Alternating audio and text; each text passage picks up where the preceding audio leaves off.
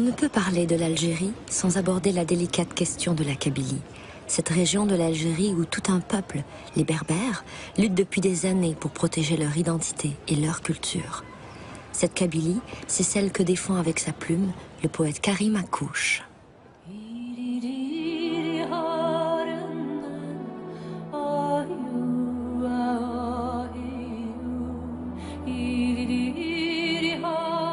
L'histoire de la Kabylie comparable à ce cortège de nuées implacables. Parce que mon peuple survit ce vent, ce cortège de brouillard. Il rame à tâtons, il avance dans le flou, il se cherche une issue.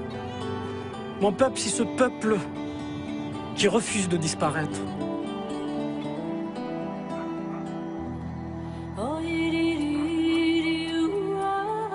La Kabylie est une région qui se trouve au nord de l'Algérie, entourée de montagnes et de plaines. Au nord par la Méditerranée et au sud par les hauts plateaux. Les Kabyles sont au nombre d'environ 6 millions. Ce ne sont pas des Arabes, mais des Berbères. Une culture avec ses propres traditions séculaires.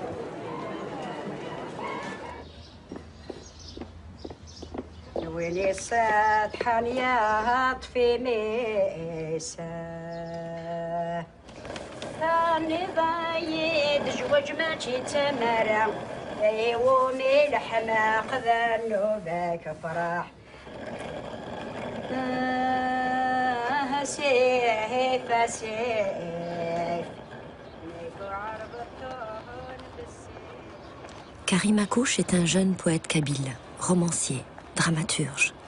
Il vit à Montréal depuis 3 ans. Il y lutte à sa façon pour faire connaître à la communauté internationale le combat de son peuple, son histoire et son identité. Une longue histoire de résistance.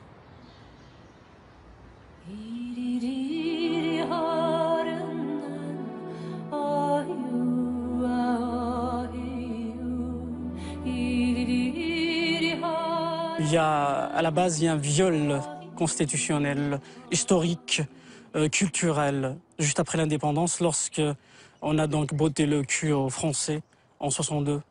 Parce que les Kabyles ont pensé avoir contribué à la guerre d'Algérie. Ils ont payé donc un lourd tribut.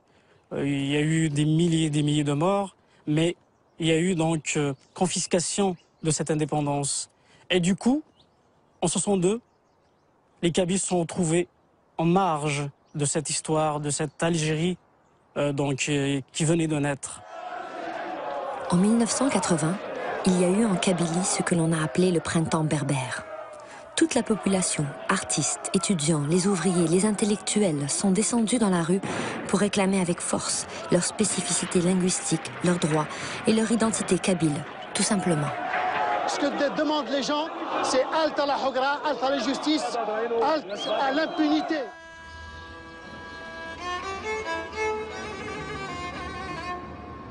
Voici Béjaïa, la deuxième ville en importance en Kabylie après sa capitale Tizi Ouzou. Béjaïa est considérée comme le cœur culturel et patrimonial de cette société. Toutefois, depuis quelques années, des signes alarmants inquiètent Karim Akouche.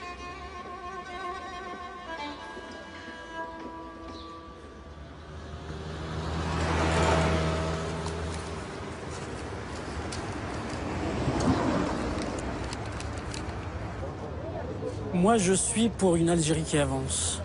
Quand je vois des tabous, par exemple, la femme n'a pas le droit de prendre un café sur une terrasse, ça me révolte. J'ai remarqué, par exemple, la forte présence du voile au sein de la société kabyle. Ça, vraiment, c'est un fait nouveau. Avant, ça n'existe pas.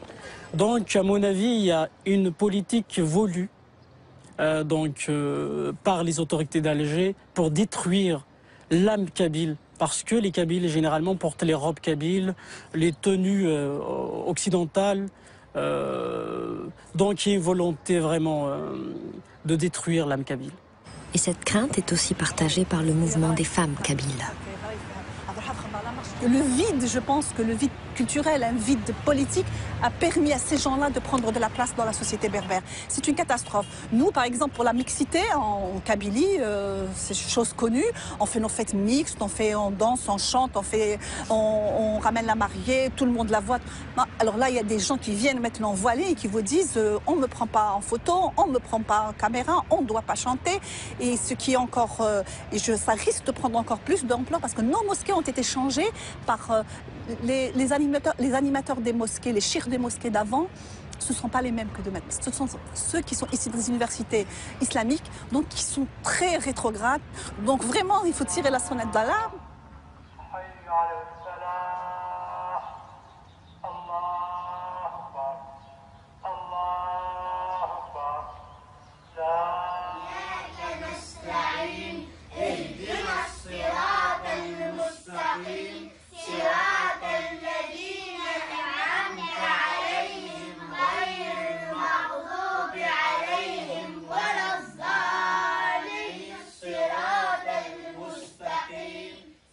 On n'a pas besoin d'enseigner, par exemple, la religion à l'école.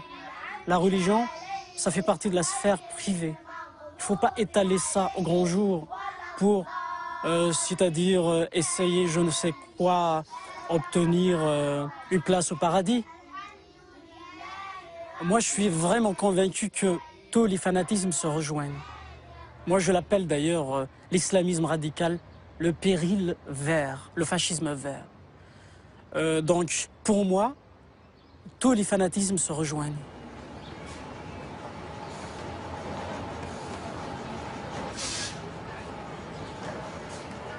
L'école algérienne est sinistrée, est malade. Elle est en train de, comment dirais-je, de ranger les tripes de la société algérienne. Toutes les sphères de la société algérienne sont atteintes.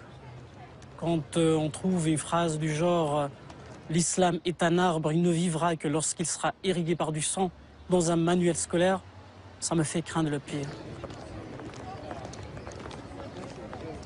Il y a un danger qui guette la culture kabyle et l'identité kabyle, parce qu'il y a une politique d'islamisation et d'arabisation des autorités d'Alger. Même comme ici à l'université de Bijaya, j'ai l'impression que la lutte pour la langue kabyle n'est pas tout à fait gagnée.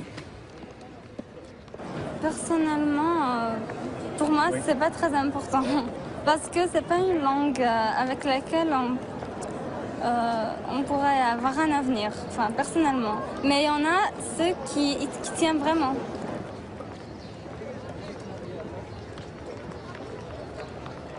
L'analyse que fait Karim Akouche s'appuie sur plusieurs études, dont celle alarmante réalisée par le professeur Kamel Bouamara. Les Kabyles demandent aujourd'hui justement à ce que le Kabyle soit protégé, soit pris en charge par, aussi bien juridiquement que financièrement par l'État algérien pour que cette langue puisse se développer, mais aussi lutter contre sa disparition. Parce qu'on risque, si l'État n'intervient pas financièrement, juridiquement pour la protéger et la promouvoir, cette langue risque de disparaître dans quelques décennies. Ce qui me blesse en Algérie, c'est ce crime identitaire. Quand un Kabyle, par exemple, naît, on lui colle une étiquette arabe-musulman. Mais en fin de compte, la réalité est tout autre. Moi, par exemple, ma mère ne parle pas l'arabe. Est-ce que je suis arabe? Je ne suis pas arabe. Je suis kabyle, mais je suis entièrement algérien.